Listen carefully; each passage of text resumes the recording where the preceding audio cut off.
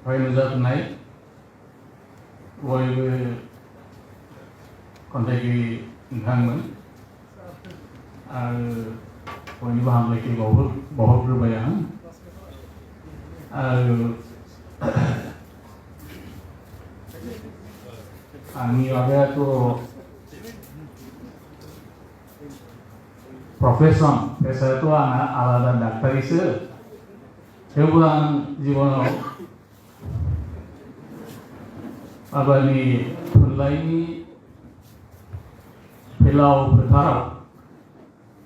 जुदि आं इन्टारेस्ट दंमोन गोदोनिफ्रायनो एसे थुनलाइ सोरजिनोबो हागोन नामा उनावफोर माबाफोर स्कप मोनोबा बेबायदि सानबाय थादोंमोन खिन्थु साख्रि मावै जेब्ला क'क्राझाराव सौफैयो क'क्राझारनि बाहेरायाव थाबाबो आं सानहरदोंमोन क'क्राझारखौ एसे गोग्गोम नुहुरोमोन थुनलाइयारि खौरांफोरखौ कबिरा लेखाफ्राव फरायनो मोननानै बै समावथ' रेडिअ'सोमोन रेडिअ' दानि इन्टारनेट मबाइल वाट्सएप बेफोर गैयामोन बा इन्स्टाग्राम बेफोर गैयामोन रेडिअ' कमिउनिकेसन टेलिग्राफ टेलिफन बेबादिल'मोन बेनिखायनो क'क्राझारनि माबाखौ खोनानानै बिराद गोसोआव गाबखांनाय फैयोमोन आं जुदि थुनलाइ फोथाराव बा बे थुनलाइनि बिखायाव जुदि आं हाबफानो मोनोबा डाक्टारबाबो जा बेस्थ' थायो जोंनि साख्रिया बेस्थ' थायो थेवबो आरो बेखौ इसोरा आङो जाफुंहोदों जेब्ला क'क्राझाराव आङो सिभिल हस्पिटालाव डाक्टार हिसाबै जइन लाफैदोंमोन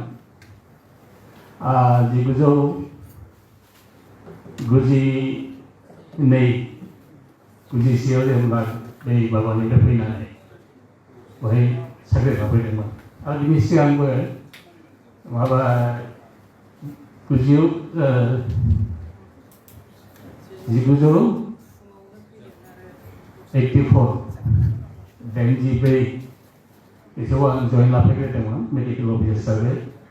कमल सिं गसाइगाव कमल सिं फुलिबारि साबसिडारि हेल्थ सेन्टाराव खिन्थु स्कपआ क'क्राझाराव फैनानैसो आं मोनफैदों 1992निफ्राय बा बेनिफ्रायथ' फिथेका बा खन्थाइगिरि गौथुमाव आं बाहागो लाफैनो मोनदों 1994 ना 3निफ्राय बोरै थुनलाइयारि गौथुमावहाय मावनाय जादोंमोन क'क्राझाराव जायखिजाया नंखायनो आं बुंगोन आं grateful to our this platform बड' थुनलाइयारि गौथुम बिनि उनाव फिथिका समनि आगान दाङालि गासैबो मोनफैजोबदोंमोन आरो बेवहाय स्कप मोनदों गोदान गियाननि मावफ्रावबो जों फिथिकानि बेबादि खन्थाइ आवरायहैयोमोन सम आदा प्रजेक्टजों थांफानानै आरो बिथां जोंनि आदैनि आफादगिरि बर' थुनलाइयारि गौथुमनि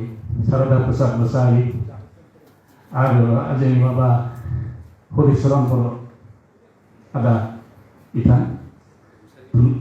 रुंसारि जाबाय दा आदसा जाय हक आइ एम भेरि माच ग्रेटफुल ओंखायनो बे प्लेटफर्मा आंनि जिबनाव जिउ जोबजासिमबाबो गोसोआव थागोन आं खुनुबो बावनो हाया आरो बै सिगांनि माबाया दाबो आंनि मेगनाव जाखांफैयो गोग्गोम ज' आइजोफोर हौवाफोर हिन्जावफोर साख्रियालाफोर अफिसारफोर इन्जिनियार डाक्टार टिचार्स गासैबो बेनिफ्राय जोंना बे सेक्रेटारि ब्रह्म आफादगिरिमोन माबा वीरेन्द्रनाथ ब्रह्म आदा जोंनिथ' आबुजेंनाथ' दंसै प्रफुल्ल हाज'रिका दंसै दाबो ओरैबायदि जमजमाट जायखौ होनो बे मोनसे पिक्सार रिच हेरिटेज बेनि दा जेनेबा एसे सेंलांबाय जोंनि एटेन्डेन्सफ्रा थेवबो क्रेडिट गोस बे जिनिसा जेबो इन्टाराक्सन गैयाजासे गेजेराव थाथ'नाय गैयाजासे गासै थांनानै दं credit goes to all the active वार्कार्स आं बिसोरनो इसोरनि एसे बोलो मोन्थों बे जिनिसा थांनानै थाथों आफादा बेनोसै बारा गोलाव खालामला आंनि खन्थाइनि मुङा फोरबो फेस्टिभेल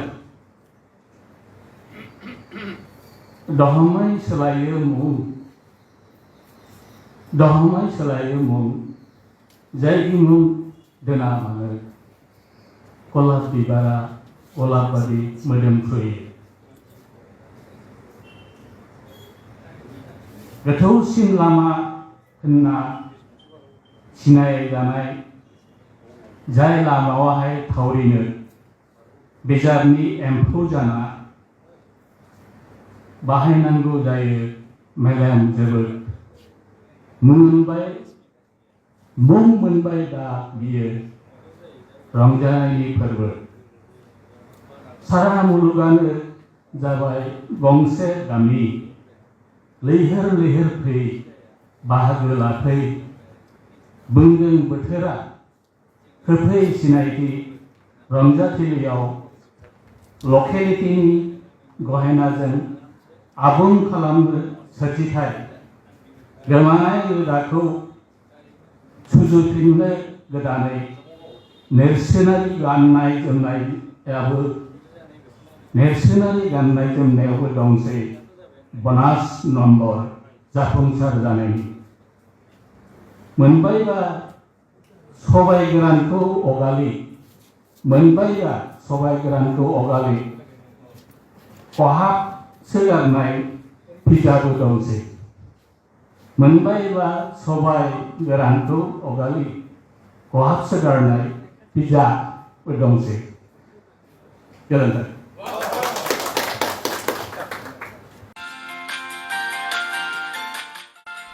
हायर सेकेन्डारि उथ्रिनाय फरायसाफोरनि थाखाय गोजोनथाव खौरां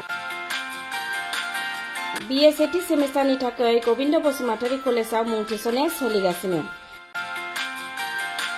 गिबि मुं थिसननाय 100 फरायसाफोरनि थाखाय स्पेशल अफार आरो गुबुन रोखोमनि बेसेन नाङै क्लासनि खाबु होनानै मुं थिसननायनि हाबाफारिया गोविन्द बसुमतारी कलेजाव सोलिगासिनो